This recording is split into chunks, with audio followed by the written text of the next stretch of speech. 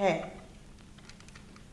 First of all, I have to tell you all that I was diagnosed with ADHD by a third-grade boy in an elementary school in Pennsylvania when I was in my mid-50s.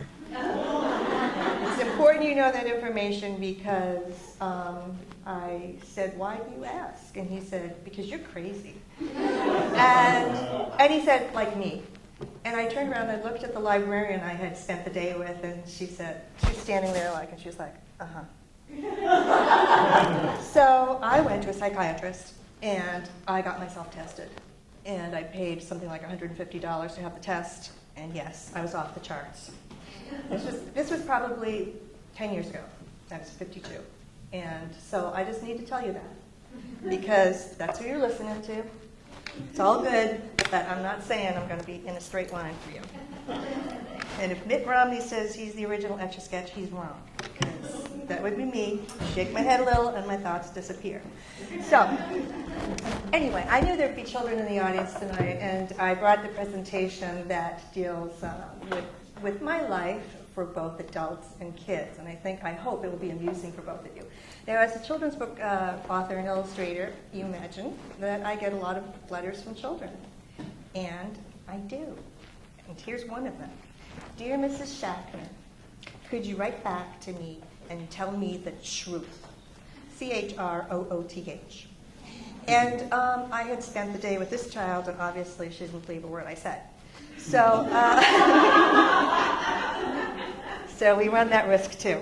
Well, the truth is that, I love to make up stories. Here's Dear Judy Schachner, are you still alive? The answer is yes. Dear Judy Schachner, are you from Mars? No, I'm from Swarthmore, Pennsylvania, but originally I'm a wicked hardcore Boston girl. Dear Judy Schachner, I love this boy's sort of attitude. Why do you like to write books? Do you like to entertain children? If you answer yes, then why? Let's write back sometime. Fine. So, yes, I do love to entertain children. I do. But mostly I like to entertain myself. And I write about things that entertain me. And one of the things I am writing about right now, as we speak, is a story about Dewey Bob Crockett. He's an obsessive-compulsive raccoon who's very good at repurposing trash. And he's a Southern boy. So, let me just check this thing out a little bit here. Yeah. So this is like a little, I'm going to be talking about this tomorrow in the class with students, but I do character Bibles for every book I write. I create a little journal, and I fill them with all kinds of things that I love. Things that, I love buttons, and it turns out that Dewey likes buttons too. He collects buttons. Never met a button he didn't like. You can see him there with his buttons.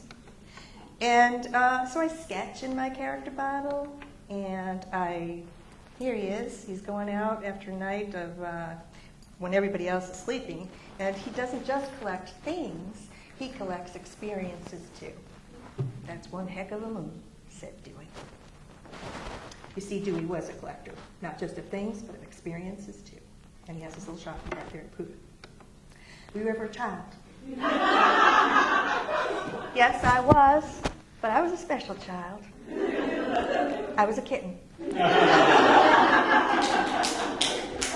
You're welcome. Those are my godparents, and that is my christening day. And who wouldn't love a little kitten? Much better than babies. Don't wear diapers either. That's my father. My father was so proud of his little kitten. He liked to tell me stories, take me for walks. And my brothers were the most popular kids in school. They would always say to their friends, you want to come home and see my sister, the kitten? And they enjoyed it. But my mother, she didn't want a kitten. She wanted a little girl.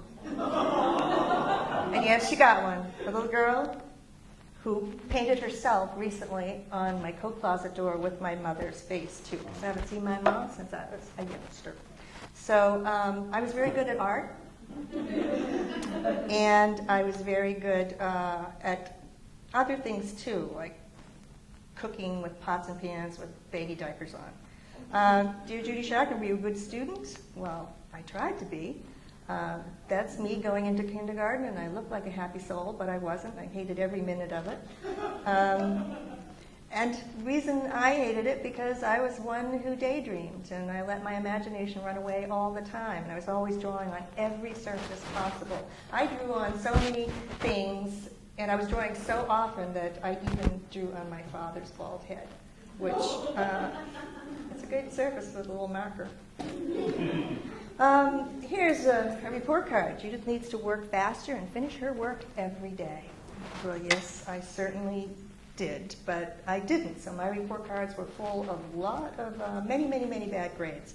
I like to joke that my SAT scores combined were maybe 200, but my kids said, "Mom, you get 200 for your name," I think. But I didn't, I didn't come from a family where it was more important to be a good person than it was to have perfect grades. And so I had parents who let me just let my legs dangle, and they let me draw all the time. And I spent my childhood we lived in a tiny apartment. I sometimes didn't have a bedroom. And I very often slept at the foot of my parents' bed on a cot with my clothes in boxes. So one of the places in my house that I had complete privacy was in the bathroom, and had a long expansive wall. I could shut the door, and I grew up in the 50s, so I was watching all those old movies, and so I filled those papers with women, and I was smoking my pencils, and I was drinking water out of my mother's goblets like it was champagne, and I was living a very loose life, I'll tell you that, as an 8-year-old, and as a Catholic girl, I never told anybody about it. So to this day, my parents went to their graves not knowing that I was a loose woman at 8 years old. Another boy. About the aliens. Wow, did not expect that.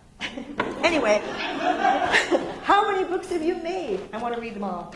And that he's referring to Lost in Spice, and there are a bunch of aliens in that book. I had fun painting them. I've written a lot of books. I've written and illustrated over 20 books, and the very first one I illustrated relates to my childhood. Now, I like to say that I write nonfiction, and basically I think I do.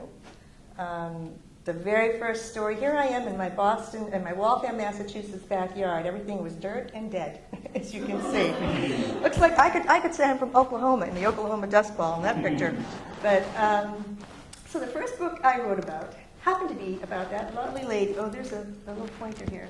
This woman right here was my great Aunt May. We didn't have a lot of money growing up. That's my great-grandmother, my mom, my sweet, wonderful mother, and my brothers, Kevin and Ted. Aunt May, without her, we would not have much under our Christmas tree each year. And so she never had children of her own. She was one of 13 kids. She took care of every stray animal that came to the door, and she was a sweetheart. She had birds, loved canaries, and whenever I visited her, she always had a little canary sitting on her fuzzy gray head. And he never wore diapers, which made me a little uncomfortable. Because I have a history with birds, just saying. Anyway, so Aunt May, she was a sweetheart. Whenever her little notes came at Christmas time with her little bird scrawl on the envelope, I knew that we had a little bit of money to do something with. So Aunt May, when I got to write my first book, and how this happened, I took a portfolio to New York when I was 40 years old. And the first young editor I saw, she looked at a picture of my Aunt May in my portfolio, and she said, "Judy, do you write as well as draw?" And I lied, and I said yes. And then I went home, and I breathed into a paper bag for 3 months. Because if you hyperventilate, you breathe into a paper bag, and it helps. Just a little fact. Don't say you didn't learn anything from me tonight. So Willy and May became my very first book that I both wrote and illustrated. I illustrated books to Donna Jo Napoli, for Laura McGee-Krasnowski, for Lloyd Alexander, for a few other people. But when I started to do my own books, it kind of was no return. That's all I wanted to do. And it's interesting because I failed every grammatical course I ever took. I'm a terrible speller. Can't tell you how to use a semicolon. But I've learned that if you can tell a good story, you can write a good story. And when I was a little girl, in that little bathroom, locked away, making up my tales, that's what I was doing. It wasn't about the drawing. It was about making up stories. And my imagination, I have said many times, has saved my life. Do you have any kids? Well, yes, I do. Thank you for asking. I have a daughter named Emma. And for the first 8 years of Emma's life, she thought she was an American red fox. It was a burden I think I bore very well. That's actually painted on the back of her little violin that she learned on. There she is. She had a complete fox outfit that I made for her, right there. She always wore ears, and somebody gave her a real foxtail, which she pinned to the back of her little pants. She walked around town with her little, pants on and her foxtail, and she just lived and breathed as a fox. She's always loved animals. Well, so much so that, you can see, this is her third grade class. Everybody is making human papier-mâché heads of themselves. And you can see the shape of Emma's head. Emma's art teacher said to me, she said, "Judy, your daughter's very talented, but I am sick and tired of her doing everything as a fox." And I said, well, what's a mother to do? And really, Skippy does the same thing. He looks in the mirror, he doesn't see himself, he sees a chihuahua. That's what it is. And kids, when they believe they're something, they are that thing. How many of you have ever believed you were something other than you are? All right, it's time to stop now. All right, so here we go. So Emma, when she was turning 9, said to me, "I want a Viking ship for my birthday." And I said, "Like a Lego kit?" And she said, "No, I want a real Viking ship," because she had studied all about the Vikings in social studies, and she had learned that they came to America 500 years before Christopher Columbus. And she wore a little T-shirt to school that said, "Leaf landed first." And she'd get into arguments with the Christopher Columbus gang, who said, "No, he didn't. And why do we get a day off for Christopher Columbus and not Leif Erikson?" And it was like, got real serious. It got real serious. So I also made the mistake of showing her that old movie from the 50s starring Kirk Douglas and Tony Curtis, The Vikings. I know some of the old-timers here know that movie. And I used to, eat literally, when I would diaper them, I'd be singing, da-da-dum, da-da-dum, da-dum, da-dum, da-dum, da-dum, da-dum, da-dum, da-dum, da-dum. That was the score to that movie. So when they got old enough to talk, they said, "Mom, what are you singing when you change our diapers?" And I told them. And then I had to show them the movie. And when they saw the movie, that was it. Emma saw those dragon-headed, ships, and she wanted one for her birthday. And I said, "Well, could it be like one of those swing sets? We needed to get a swing set. Ours was broken and busted." She goes, "No, Mom, I want a real Viking ship." So every week, he's like, "Okay, what do you want for your birthday?" Emma, she says, "I want a Viking ship." It never changed. And this is a weird story, and it's a true story. And if you ask me, "Mrs. Schachner, what's your favorite book?" I have to tell you, it's Yo Vikings. Because one Sunday morning, after my kids had pancakes and went upstairs to wash the sticky stuff off their hands, my husband was reading the Philadelphia Inquirer. And what did he find advertised in that paper? But this. And this is actually a part of the very long advertisement. I changed the name, even Sindri, to protect the innocent. But it was a Viking ship that was for sale. And it had a hole in it because as it was being towed back from upstate New York back to Pennsylvania, it came separated from the tow. And as the Viking man is driving his truck, his ship is sailing past him on the highway, and a teenage girl in a Buick is coming in the opposite direction. No one was hurt in the making of this story. But can you imagine being the teenager calling her dad and saying, "Dad, I had an accident. I hit a Viking ship." True story. So the Viking ship, they patched it up, but they couldn't sail it anymore. So they needed to raise funds. This was the Leif Erikson Society of America, and they needed to raise funds for their new Viking ship. Was being built off the coast of England on the Isle of Man. And I said to my husband, "Do not show that to the girls." And he said, "Why not?" And I said, "Because they'll be heartbroken. Emma will be heartbroken. We do not have $7,000. Well, he didn't listen to me. He's lucky that he's still married to me. And he showed it to Emma and Sarah. And Emma sees best offer. So she convinces Sarah Schachner to shake out her piggy bank, and together they came up with $128 in nickels, dimes, and quarters. And they wrote a letter as only a third grader in a kindergarten could. And they offered him a baseball card and a sharp fox tooth to sweeten the deal. No one else made an offer for the ship. We had to rip out 100-year-old hedges to put this in our backyard. Oh yes, that ship, my girls slept on it, they ate on it, they did their homework on it. Emma's third grade teacher for many years after would bring her third graders over. They'd walk with their paper bag lunches and they'd pillage and plunder in my backyard and they'd learn all about Viking history. And it was a wonderful thing. Those old Viking men that had the ship knew that this little girl and her sister would teach another generation of kids just how exciting, how creative, how wonderful Vikings could be. Not just the stereotypical plunderers and pillagers, but they were proud of their heritage and they certainly gave it to the right little girl. So this ship was in my backyard, and those are very, very tall hedges. It doesn't look like it there, but they needed a big ladder to get up to the top to trim them. And, the ship stayed there for years. It filled with rain and snow and leaves. And my girls had gone off to have their own adventures. And one day, there's a knock at my front door, and this big burly truck driver has parked his rig out front. And he's from Philly, so he says, "Yo, lady, is that a Viking ship in your backyard?"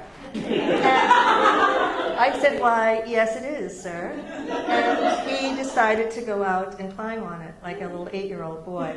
Well, while he's climbing on it, I go to my journal and I write down Yo Vikings. Because I knew that one day I was going to have to write this adventure. And another reason I needed to write it too was to get my girls back, because they were all grown up and they weren't coming back home.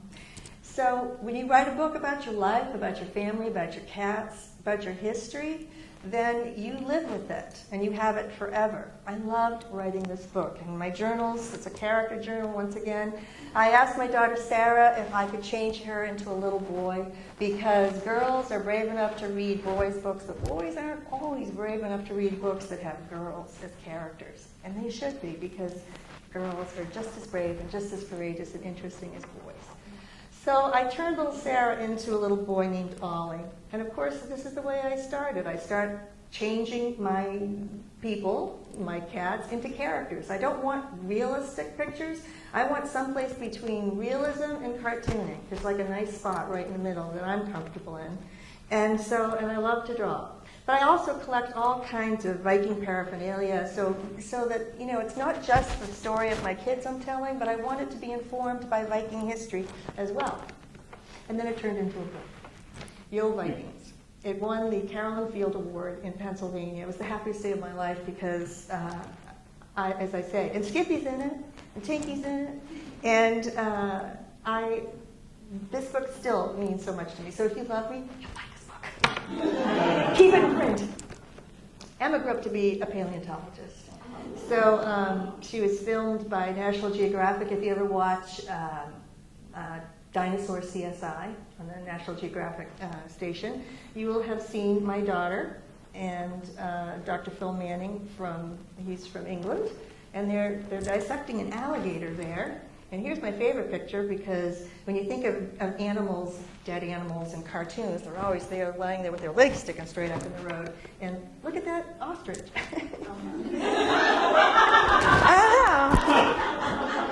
I know. I could tell you some great stories about my daughter Emma and dead animals, but I'll save that for another book. That's one of her drawings, because she's also a scientific illustrator. That's her dog, Murphy, and that's his best friend. I have a daughter, Sarah, too. She's the youngest one. Sarah's first pair of glasses was borrowed from Mr. Potato Head. Now, if you ask Sarah, "Who are you?" she'd say, "I'm John Lennon." And if you look at John Lennon, you would understand what she was thinking. And it just so happened that little Sarah Schachner loved music, and she loved the Beatles from day one. She was always playing music and making up stuff. And so, when she wasn't being a cactus, that was. She loved ballet, she loved to dance, she even really wanted to be a ballerina. And she spent hours in her bedroom making these jointed ballerinas. I can't tell you how many hours she spent doing this, but she was very focused. She also played in a little band with her dad and her sister. And there's Sarah on keyboards, there's Bob on guitar, there's Emma with her blue electric violin, and there's Mom in a pink bathrobe. And I'm not sure, was I just there, like during a family rehearsal? I'm not sure what that was all about. But anyway, everybody say hi, Sarah. Hi, Sarah. Sarah grew up to study music, She went to Berklee College of Music in Boston, and she learned to be a composer for movies. And here she's learning to conduct an orchestra, which is good because she needed to do that when she wrote music for Iron Man 3. And Now You See Me. And she wrote the score to Assassin's Creed, Black Flag last year, and she's doing the new score this year. So the children in the audience, very often what you love doing when you're little is what you're going to grow up to do. I love to draw. Look at me now. Okay, where do you get your ideas from? Well, I get them from everywhere. And I like to keep my ideas. Oh, yeah, I get them from everywhere, like weird things in my house. These are weird dolls from the 40s. They tell me things that maybe no one else will hear, but they talk to me. And I keep all my ideas in my piggy banks. My piggy banks aren't literally banks that I deposit money in, but Ralph Waldo Emerson once said that the journal is the savings bank of the mind. And I have a journal that I deposit something wonderful in every day, something that I pulled out of a newspaper, something I've torn from a magazine, something I might sketch. Who knows where it comes from, but these journals are mighty thick. And if I turned to every page in these journals, I would have an idea for a story. So I am rich, I am wealthy with ideas, because ideas are all around you. They're everywhere, just waiting to be told or turned into books. For instance, I'll take an old page out of the National Geographic, and then I'll find a picture of bats, and I'll cut those bats out, and I'll place them on the elephant's head. Now, if I gave that picture to each and every one of you, and I said, write about that, each and every one of you would have a different story to tell. So very often, if you put incongruent things together, they'll make wonderful stories. Who doesn't love a monkey? And somewhere down in Tennessee, there's a town named Monkey's Eyebrow, I think. And I thought, boy, I'd love to write a character that when they asked him, where do you live? He would say, well, I live in the Monkey's Eyebrow. I mean, if you want to draw ears, you got to look at them, and you got to practice them. Same with writing. If you want to write a perfect sentence, you got to write it over and over and over and over again. I like to put sketches in of weird cats, brownies and ice cream. Yeah, thank you. You got that right. My favorite dessert. That's my favorite dessert. I love prairie dogs, and when I went out to Nebraska, I learned to love them even more. I wanted to do a book called Dogtown, where you have teacher dogs and preacher dogs. Praise Jesus. You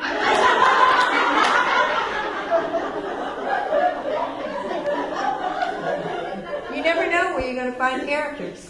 One time I was looking at a Ralph Lauren ad, and these two little girls appeared, and they looked like they were all dressed for the first day of school. And that made me think of writing a story about, you're given a sandwich on the first day of your lunch. On the first day of school, my mother gave to me a peanut butter sandwich with jelly, which made me think of that song, on the first day of Christmas, my true love gave to me. Well, this could be on the first day of school, my mother gave to me a peanut butter sandwich with jelly.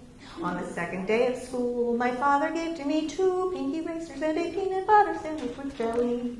On the third day of school, my sister gave to me 3 yellow pencils, 2 pinky racers and a peanut butter sandwich with jelly. On the fourth day of school, my best friend gave to me 4 spiral notebooks, 3 yellow pencils, 2 pinky racers and a peanut butter sandwich with jelly. On the 5th day of school, my teacher gave to me 5 gold stars, 4 spiral notebooks, 3 yellow pencils, 2 pinky racers, and a peanut butter sandwich with jelly. Well, I sang that for my editor, and she said, let's do it as a book. And why? Because I chopped that little picture out of the magazine, glued it into my savings bank of the mind, and maybe one day I will actually have time to do it. Who doesn't like polar bears? If you like polar bears, put them in a journal. Think of words that describe polar bears. Floating bear, polar ice, frozen dinner might be nice. Who doesn't like a pig in boots? If you like Puss in Boots, then you'll like a pig in boots. I'm a doll maker too, and I always thought I would write a story about this doll in particular who looked neither young nor old. She looked like the fog. Maybe the ocean washed her on shore during a storm. But yeah, I made a living as a doll maker once. And I also like the idea of thinking about the things that you love. And sometimes if you have trouble thinking about your favorite things, then maybe you should make a thinking cap. Out of a paper paint it up real pretty and put the things on it that you love. I love trees, I love buttons, I love Siamese cats. I love my little daughter Sarah, she's standing on, there's a little teeny book tucked in there, and she used to make little teeny books. And there's my mom and me, and some music, because my mom loved to sing. And there's my daughter Emma with her Viking cap on, and she too is flown away, and at that time when I made this, she was living in Utah digging up dinosaur bones. So think of making a thinking cap, because making a thinking cap got me thinking about making a book about thinking caps. And I wanted to do it about my daughter Sarah. Yo Vikings is for Emma, and this is Sarabella and the thinking cap. And there is a guest artist visiting who's drawing on Sarah's paper bag hat.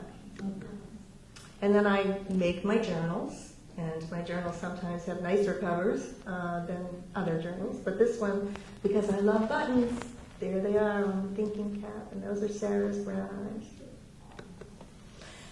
Do you live in a house or a pet store? Well, of course, I live in a house. I wish I lived in that house. That house was designed to look like that. Now, I live in this house in Swarthmore, Pennsylvania. Do your pets have any pets? Yes, they do. Oh, was that me? That was a question for me. Do you have any pets? Yes. The very first pet I ever owned was a little mermaid. But who could keep a mermaid? It wouldn't go. So I did. And of course, I have fur creatures. And the first pet I ever had was a black cat. And that is a memory that I painted that became a greeting card for sunrise. And there I am at my uncle's farm with my long braids, and I'm walking with Midnight, who was a stray and beloved. And there's another cat I had. Her name was Bird Girl. She was a rescue, and I put her in Lloyd Alexander's book, How the Cat Swallowed Buckner. That's Mother Nature. And there's the Grannyman, old Simon, on the day he lost his marbles. And of course, if you've read the Grannyman, you know that that cat was so old. And this is a true story. He was close to 20 years old. He was deaf. He was blind. He had one tooth left in his head. And so one day he woke up and he stuck his bony old legs into the air and he decided to breathe his last breath. But of course he didn't. A new kitten came along and gave him a reason to go on. And there's the little kitten. And of course it became the book, The Grannyman. And those are my daughters. And the old Siamese with his baby. And there's the baby, all grown up, who says, I lick you. He's very relaxed. He's a very relaxed guy. He does his laundry. He does Pilates. He waits in the sinky to have a drinky. And his name is Tinky. And he's made friends with a yellow sponge. He eats my paintbrushes. He ate a Slinky. And if you don't believe me, I spent $465 trying to get stuff out of his tummy one day. Oh, yeah. He thought it was a dinner plate. He spies on the dogs. And he has strange friends. I think he thinks they're his mother and his father. I'm not sure. Anyway, he's very relaxed, as I say, and he sleeps. He used to sleep with his legs sticking straight off the chair. And of course, that picture made it into the book, Bits and Pieces. You see how real life becomes fodder for books. Hey, what's with all the cats? And please tell me when am I supposed to be done? I don't want to go over people's things. Are you all right? All right, just take the old hook. All right, hey, what's with all the cats? Well, I love cats, but I also love dogs. And we adopted a pit bull from New York, and he had a really, really strong New York accent. And one day when I was away at school, I came home, he had removed the eyeballs on over 50 stuffed animals in my house. And not only did he remove the eyeballs, but he did a little brain surgery, too. Well, Buster he could not look a stuffed animal in the eye without saying, are you looking at me? And of course, if it's a stuffed animal, what can it do? It can't look left, it can't look right, it can't look up and down, it has to look at him. So he says, with respect to your eyes, he said, I've got to remove them. So he kept doing that. And one day, he said it to a monkey. And when I came home, the only thing left was the monkey's arms. And as you can imagine, Buster was feeling kind of sick. So we took him to the veterinarian, and they took an x-ray of his stomach. And they said, Mrs. Schachner, your dog has very strange gas patterns. And I said, yeah, that would be because he has a monkey in his stomach. Not only does he have the monkey, but he has the squeaker with it. So if you, squeeze him, he made, unusual little sounds. Yeah. So Buster, of course, appeared in class action. Skippyjon Jones. There he is, a little brown circle around his eye. He's passed away, but I paint him now for my husband's birthday, for wedding anniversaries. So we have a nice big collection of Buster paintings. And then, of course, there's Skippyjon Jones. And that was the day he looked in the mirror and he said, my ears are too big for my head. This is a picture from the latest Skippyjon Jones book that will be out in October called Snow What? Not Snow Who Dude, Snow What? So here he is walking past his sister's bedroom with an ice cube stuck to his nose. There he is, lost in space. And there's the real Skippyjon Jones as he got older. He still resembled a Chihuahua to me, and he's turned into a character, of course, exaggerated. Big head, big ears, because that's what you do when you're writing for humor. You exaggerate. Profiles of courage. Sisters, Jezebel, Jillyboo, and Jujubee, who are the voice. When I wrote those kids, those are Sarah Schachner. Because Emma Schachner was the leader in the household, and she always told Sarah what to do. And Sarah would go, I like those, yeah. Skippy rides a horse. The day he got his braces off. And here's the newest member of the family, little Chickapee. Chickapee, Chickapie, Chickapoo. As cute and smushy faced as ever. He's the model now for my Skippy books. He's a draper. He's practicing to be a Chihuahua. And here he is watching me paint a poster for ALA. And this is the day he met the doctor. Yeah, and Buster says, are you looking at me? Well, the answer to that question is, look who's in the dog bed. And the truth is that Buster could never look at that little guy in the eye, ever. He'd always look away. I'm not looking at you. You could not look at him. And Chickapee outlived Skippy, and he loves his mother brother Tinky. And he loves it so much that he likes to be on top of him all the time. So I had to put them in twig beds, just like the 1950s television shows. And everything you can see over there, Tinky, there's not ever anything going on in Tinky's brain. There's nothing going on there. But you can see that Skippy or Chickapee is like, I'll give this 10 minutes. So he was hanging out. He's pretty cool. He's doing a little draping. And then, of course, he ends up on top of his mother brother. Oh, yes. Oh, yes. Oh, yes. Oh, yes. Oh, yes. Now, you'll notice that my little Chickapee's head is stuffed down inside. Well, Tinky couldn't take it anymore. And once when I came back in the room, Chickapee was sound asleep, standing up. So when I tell you that I write nonfiction, I'm not joking. You can't make this stuff up. These cats write stories for you every day. Pets, the reason they do crazy things is they're begging you to write for them. He also loves... Yeah, we're having like a private moment here between the raccoon and Chickapee. He's telling his jokes. And he laughs at all his own jokes. He's got his headlights on. He likes to bake his little brain. He wears a cape. And he passes out. Do your pets have any pets? Yes. They have a sock monkey. Where do you work? I work upstairs in my studio to the left. It's where I go every day, and I am grateful to have this space. And you can see I'm working. And there's Chickapee, and he works right alongside me. Sometimes he's really good. And there he is taking a selfie. Sometimes he's really bad. Oh, yeah. And then he comes back to check out his work. And he goes, 1 out of 10? 10. Check him up. Here he is eating my work. Yeah, eating my words. Yeah. How did you learn how to write, Mrs. Schachner? Well, I learned by reading books. And that's what taught me how to write. Reading makes you a better writer. And this is a terrible photograph, of a poster that I did for Scholastic. And really, books give us all wings. And if you want to be a writer, if you want to write children's books, kiddos out there, then read, read, read. If you want to just make your imagination rich and wonderful, read, read, read. And as an adult, I learned to write by reading to my kids. And that's when I said to myself, I would love to do this. So, I didn't start doing it until I was 40. But there you go. Thank you so much. And if you want any questions for me to answer, I'm happy to do that right now.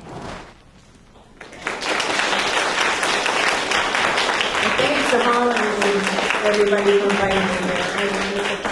Any questions from the audience? Any questions about the fabulous life of a mother / illustrator often? Yes, way up there. Oh, hi.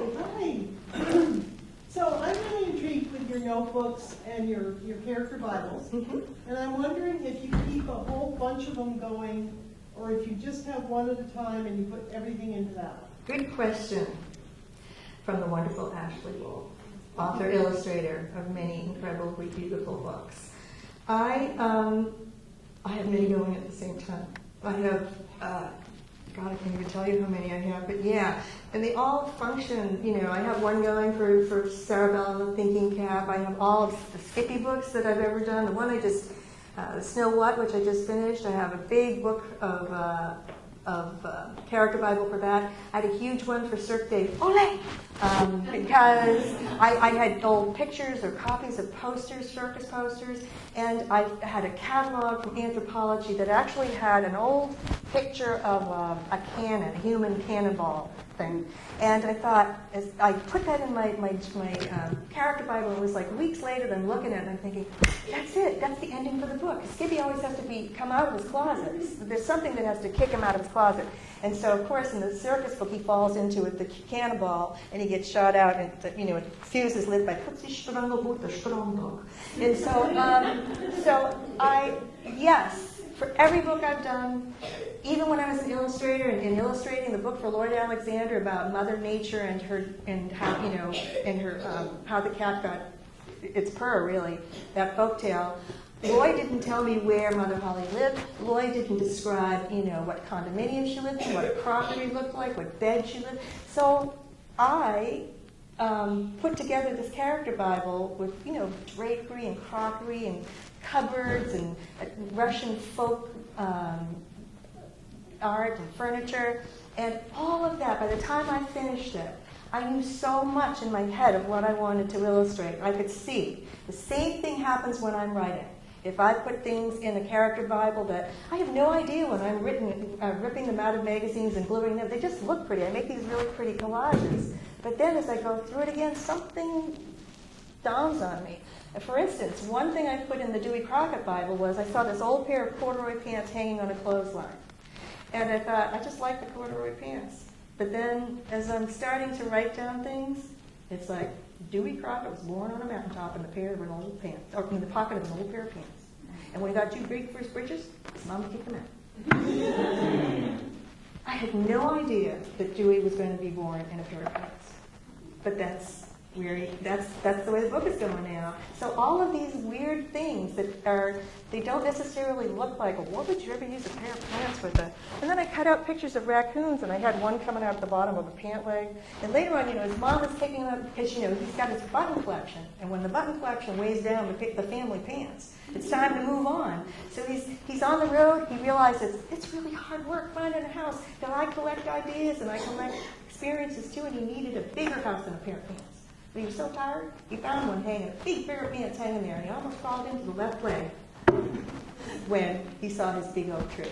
So all of these things, actually, that I cut and paste, I have no idea where it's going.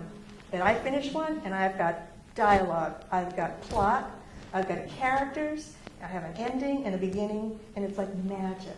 And I really, for those of you who are not necessarily visual, and you're just writers, these things are a gold mine for you because they just will influence, the richness and the texture of your words. And, yeah, big question. Any other questions? Yeah. Where's the Viking Ship? The Viking Ship? A moment of silence, please. The Viking ship was so old that it finally collapsed in on itself, and we had to give it a Viking burial. And I have a big mound in front of my house, and we did not bury the ship, but I buried the dragon's tail, and sometimes I would put the head out in the other end of the mound. And the weirdest thing happened, and life is stranger than fiction. We had new neighbors move in.